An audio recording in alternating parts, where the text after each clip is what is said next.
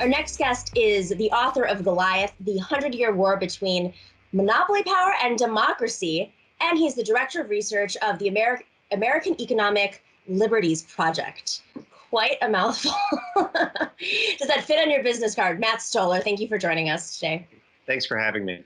So Matt, I read this piece. It's a few years old, but very relevant because Hamilton is now on Disney Plus, propagandizing the next generation, whatever's younger than Gen Z, about just how genius Alexander Hamilton is or was, and his legacy, which seems to be nothing like what the Lin-Manuel Miranda piece, first on Broadway and then obviously in film form, suggests. So could you break down why there's this mythology behind Alexander Hamilton? Yeah, so first, like, the play and now I guess the show is really fun, right? So you know, the songs are catchy. I enjoyed the songs, and you know, it's fun. So there's nothing wrong with liking it. But I got interested in the politics of Hamilton in 2016. I guess it came out in 2015, and then it became a whole big thing.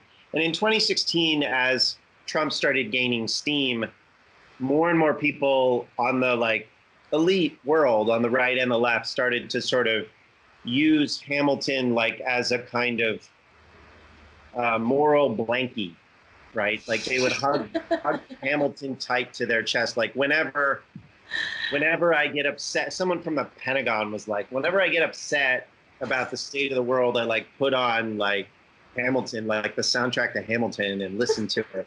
It's kind of like the people that comfort watch The West Wing. Yeah. It's actually the same people. And I was like, this is very weird. It appeals to this very sort of elite group. And, you know, President Obama said, you know, this is probably the only thing me and Dick Cheney agree on. We love Hamilton. And then I think Mike Pence went to play Hamilton.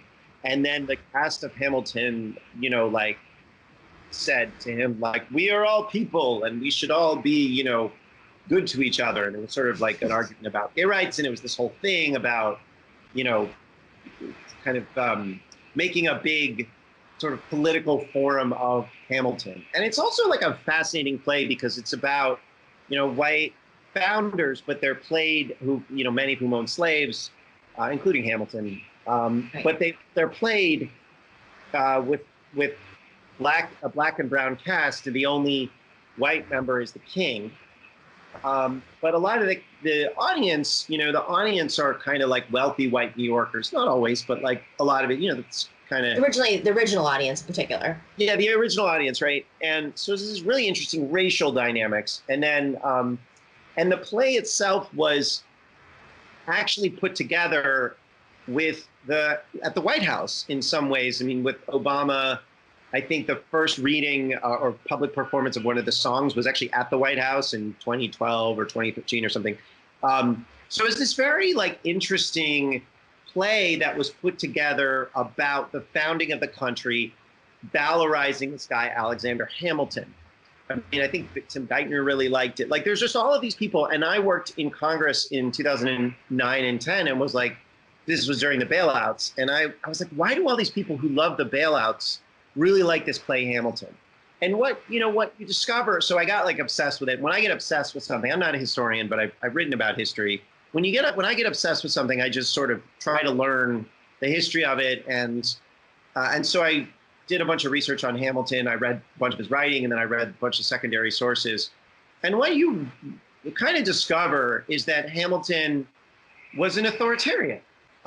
And to call him a fascist would be wrong because fascism hadn't really been created at the time. But there were a whole series of events that he did and was a part of that we would consider today, you know, attempting to take the country and turn it into a military dictatorship, which is different from his writings. So his writings, you know, he has different writings about kind of the political goals of America, which he wasn't a huge fan of democracy in his writings, but in his actual actions, you know, I'll give you, I guess, three. One was in 1783, he attempted to organize a coup, a military coup against the Continental Congress. It's called the Newburgh Conspiracy.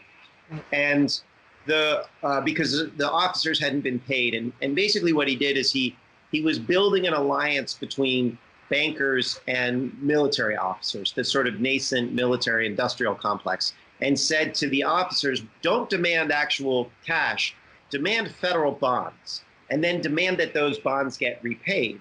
And that was a way of unifying the factions of bankers who owned a lot of bonds and military officers who now owned a lot of bonds, and getting the people who were organized and had weapons to enforce the creditor claims of the bankers. Right. And his mentor was a guy named Robert Morris.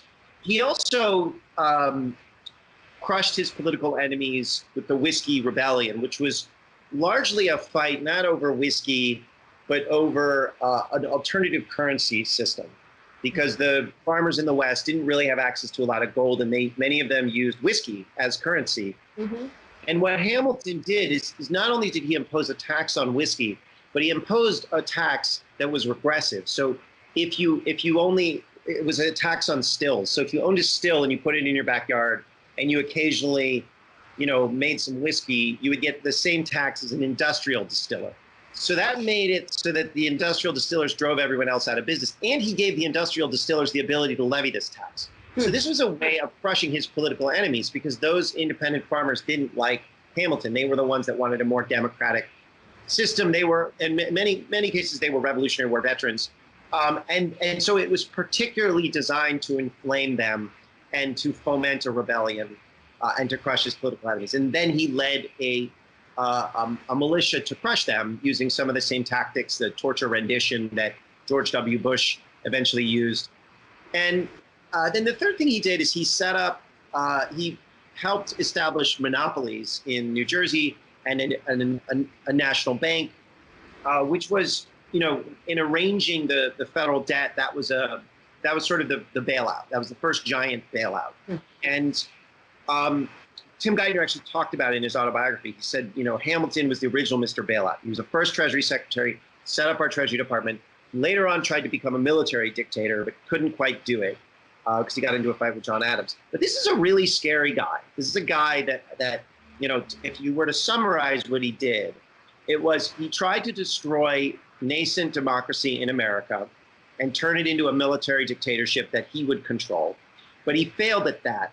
Instead, what he was able to do as a backup was to create Wall Street, right? That was his great achievement. He's like, well, if I can't stop democracy itself, what I can do is remove as much power over finance and political economy from this public government as possible and place it in the hands of private financiers. And that was Wall Street, right?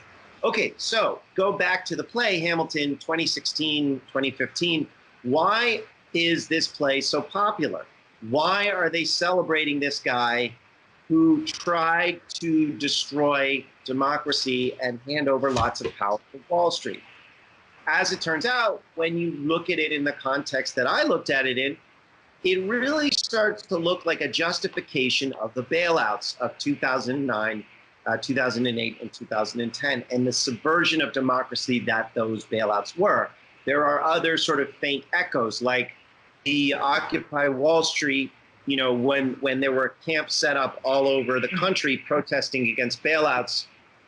Michael Bloomberg used the cops to get rid of them out of Zuccotti Park, and this was paralleled all over the country.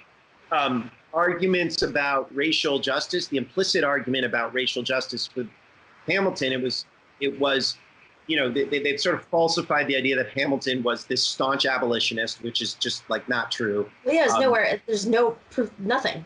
Like right. I mean, he was an abolitionist the same way that like Exxon kind of runs ads on climate change, right? Like it's not that he was like, he does have some statements being like, yeah, slavery is kind of bad. But like, it's not, there's no indication that he like was, and he actually was remarkably, he was a cynic about human nature, but he wasn't really racist cynic. He just was like, yeah, no matter what race you are a peon that I can manipulate and use, right? So there's something like really kind of cool about that in terms of it's not racist, but it was not a he did not like extend any of his political capital, do anything about it, you know, for abolition, and he owned and traded slaves. So there is a dynamic here where they were creating, what they were doing with the play Hamilton, with those particular choices, was to create a social justice narrative to justify bailouts and justify the accretion of power to Wall Street. And so in that context, when I looked at Hamilton, the play, you know, I guess this is the last sort of, I mean, this is sort of a long way of describing the article, but it's not that Lin-Manuel Miranda didn't create this narrative. Like, Hamilton has been a contested figure, as has Jefferson and many of the other founders, Thomas Paine, George Washington, for you know, since the founding, right?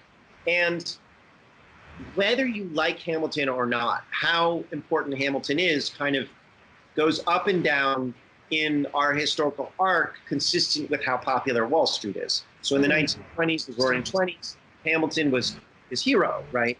And that's when he got put on the $10 bill. Andrew Mellon, who was a plutocrat and Treasury Secretary, put him on the $10 bill. Andrew Mellon's the main character of my book, The Lie, The 100-Year War Between Monopoly Power and Democracy. And he was in disgrace in the 1930s. That's when sort of the decade of Jefferson, I believe that's when they built the Jefferson Memorial. And so it's sort of interesting to see Hamilton coming back in the 2000s. And you have a foundation called the Gilder Lehman Foundation, which is a very right-wing, you know, these are guys, you know, believe in the gold standard, the growth. And they fund a lot of the history, the historical research, much of which is just neutral, much of which is just curating documents.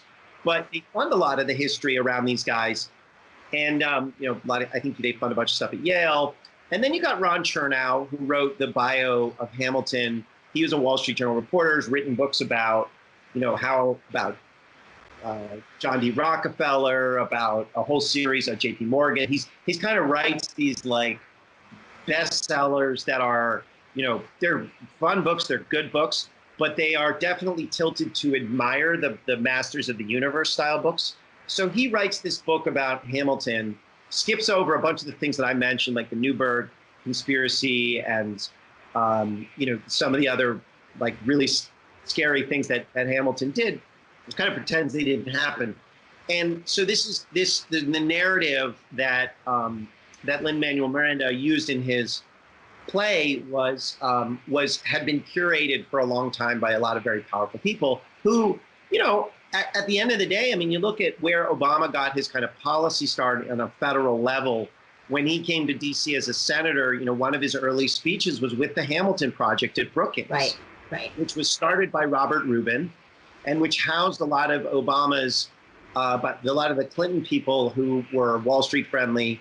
I think it was started sort of by Robert Rubin, the Goldman Sachs guy, and then that became like the housing for the people who would become Obama's cabinet and would orchestrate and organize some of the bailouts. So that's the arc of this whole, of the whole show and of the history that they're trying to teach us. They're trying to airbrush these contested fights over class and over finance out of the story of the founding of America. And that's what this is about. And they're also trying to justify the choices that George W. Bush and that Barack Obama and Tim Geithner and all those guys did. And that we as Democrats, I think, endorsed in large part. But those choices were really anti-democratic, and they've induced huge amounts of instability here and all over the world. And it's like, rather than just admitting and being like, oh boy, did we screw that one up? I guess we shouldn't have done it that way. They're sort of looking for a moral argument for why they did what they did, and Hamilton is kind of part of that story. Thank you for watching and listening to the Nomiki Show. Make sure to click like and subscribe on YouTube and share with everybody on social media. And of course, if you're not a patron already, please join us on patreon.com/The Nomiki Show for as low as $5 a month. That money makes a huge difference. We don't have the corporate money coming in. We're not cable news that's raking in the dough from advertisers right now as everybody's sitting at home and watching. It is really you guys who are keeping us together. So please consider being a patron. And for those of you who have already, we are incredibly grateful.